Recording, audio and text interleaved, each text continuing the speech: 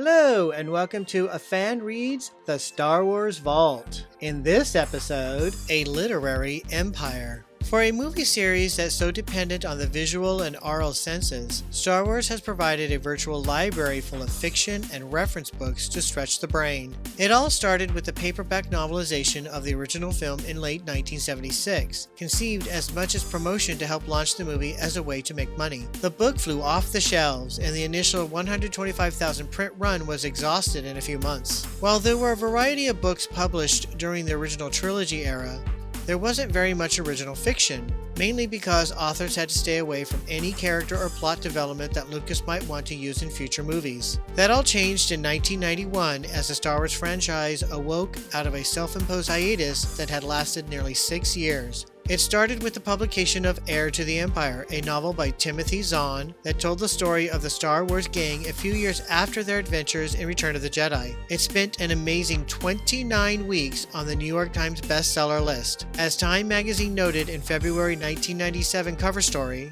The Return of Star Wars, like a tripwire on the zeitgeist, the novel provided the first glimmer of the public's fresh hunger for a franchise that had largely lain dormant since the mid-80s. Heir was only the first book of a trilogy by Zahn, who made the familiar characters come alive again. He also created the single most popular new character in the Star Wars expanded universe, Mara Jade, a one-time dark side assassin pledged to kill Luke Skywalker, but who eventually falls in love with and marries him. The publishing statistics are amazing.